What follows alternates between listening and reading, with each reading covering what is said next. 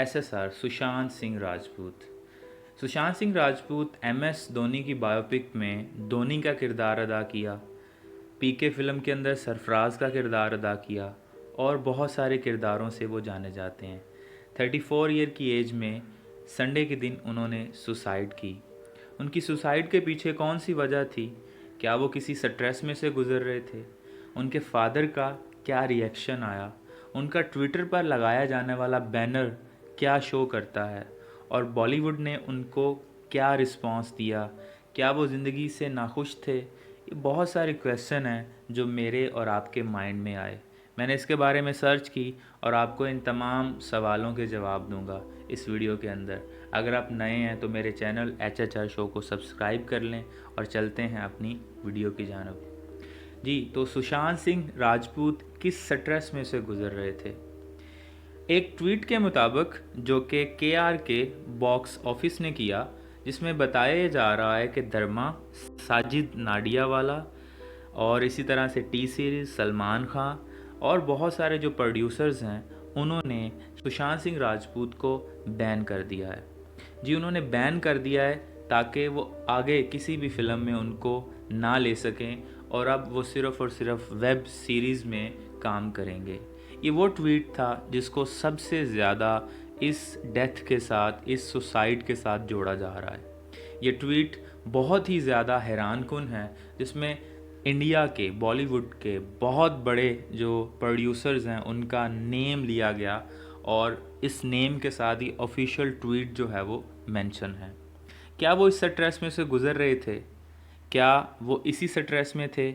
इसका हम कोई फर्दर फैसला तो नहीं कर सकते, लेकिन मोस्ट प्रोबेबली जिस तरह से वो आइसोलेट थे बाकी बॉलीवुड इंडस्ट्री से, लोग, क्योंकि वो एक छोटे से किरदार में से सामने आए, एक टेलीविज़न से जो है वो उनका नाम ऊपर आया और फिर जो है वो आकर उन्होंने फ़िल्म में किरदार साजी की, तो बहुत सारे लोग उनको उतनी रिस्पेक्ट और उतना लेवल नहीं देते थे।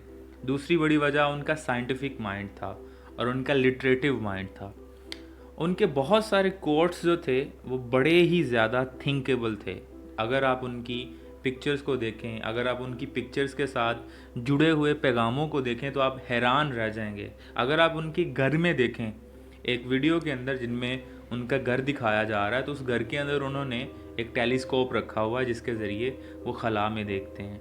इसके अलावा साइंस से रिलेटेड उनकी बहुत सारी वीडियोस मौजूद हैं, इसमें वो साइंस लवर थे और वो अपनी हर एक चीज़ को, हर एक स्टेटमेंट को एक मंतक के साथ बयान करते थे।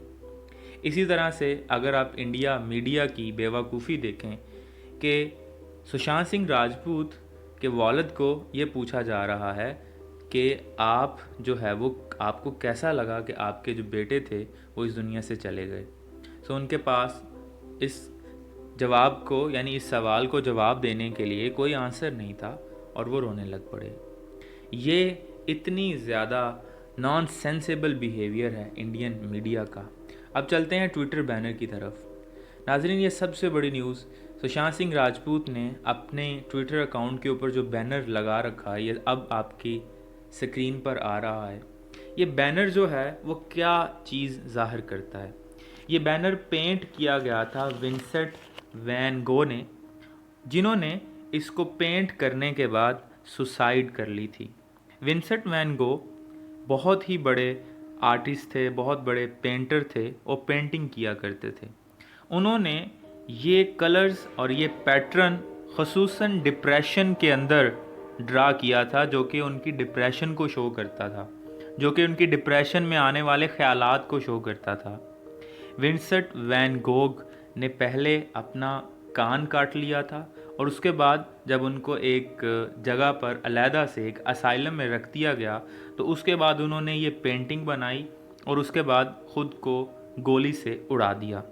ये पेंटिंग डिप्रेशन को ज़ाहिर करती है, ये पेंटिंग डिप्रेशन में आने वाले ख़यालात को ज़ाहिर करती है और यही ख़यालात में भी सुशांत सिंह राजपूत के माइंड में भी चल रहे थे, जिन्होंने इसको रिलेट किया अपने ख़यालात के साथ और इसको अपने ट्विटर बैनर के ऊपर शो कर दिया।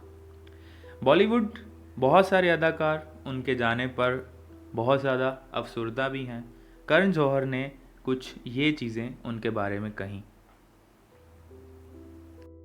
करण जौहर लिखते हैं कि I blame myself for not being in touch with you for the past year. I have felt all time like you may have needed people to share your life with, but somehow I never followed up on that feeling. Will never make that mistake again. We live in a very energetic and noisy but still very isolated times. Some of us come to these silence and go within. We need to not just make relationships but also constantly nurture them. Sushant's unfortunate demise has been a huge wake up call to me, to my level of compassion, and to my ability to foster and protect my equations. I hope this resonates with all of you as well. We'll miss you infectious smile and your bear hug. अब बहुत ही main और last question, क्या वो ज़िंदगी से नाखुश थे? मैंने जो स्टडी की, मैंने जो रिसर्च की, मुझे ये पता चला कि वो ज़िंदगी से नाखुश नहीं थे। वो बहुत ज़्यादा ट्रैवल करते थे। उनकी 50 बकेट लिस्ट थी जो उन्होंने बनाई हुई थी अपनी लाइफ के अंदर गोल्स को अचीव करने के लिए।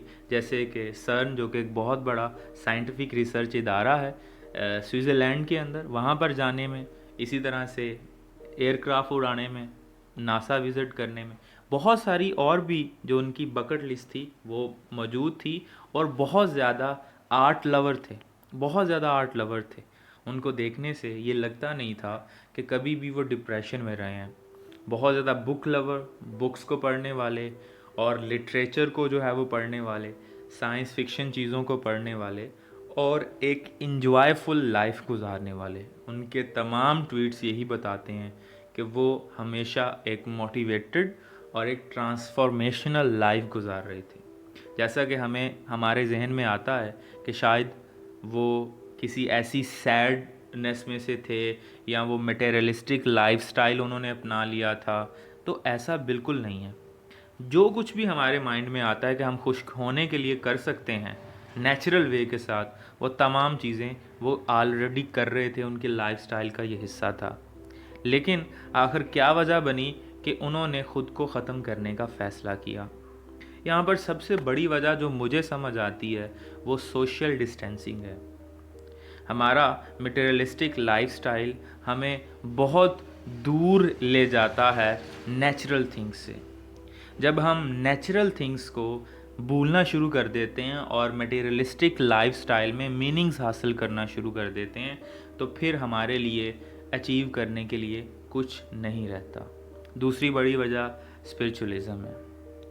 मटेरियलिस्टिक लाइफस्टाइल और स्पिरिचुअलिज़म दोनों एक दूसरे के ऑपोजिट हैं। आज तक जो बंदा स्पिरिचुअलिटी पर यकीन रखता है और जो स्पिरिचुअलिटी को मानता है, स्पिरिचुअलिटी का बहुत बड़ा हिस्सा है हमारी इस दुनिया में, जैसा कि फ़िज़िक्स एंटी मैटर के नाम से इसे जानती है। स्पिरिचुअलिटी जो है वो हमें बहुत ज़्यादा ट्रेन करती है, हमें बहुत ज़्यादा लाइफ के करीब लेकर जाती है और हमें बताती है कि ये मुश्किलें, ये डिप्रेशन, ये स्ट्रेस, ये किस तरह से दूर की जा सकती हैं। बहरहाल ज़्यादा से ज़्यादा कोशिश करनी चाहिए कि अपना एक फ्रेंड सर्कल बनाया जाए, कम से कम आइसोलेट रहा जाए, फैमिली गैदरिंग्स में जाया जाए और इसके अलावा वो तमाम काम करने चाहिए जो कि आपको सोशली एक्टिव करें। मेरा ये पैगाम आप सबके लिए है कि आप भी अपनी ज़िंदगी के अंदर सोशल गैदरिंग और फैमिली गैदरिंग को पॉसिबल बनाएं और ज़्यादा से ज़्यादा चीज़ों को शेयर किया करें, लिखा करें, ज़्यादा से ज़्यादा एंटी डिप्रेशन चीज़ें किया करें, ऐसी चीज़ें किया करें जो आपको रिलैक्स करें। हो सकता है ये मेरी बात जो है वो किसी का माइंड चेंज कर दे। वीडियो पसंद आई हो तो इसे लाइक कीजिएगा, कमेंट कीजिएगा और इसे शेयर कीजिएगा। Thank you.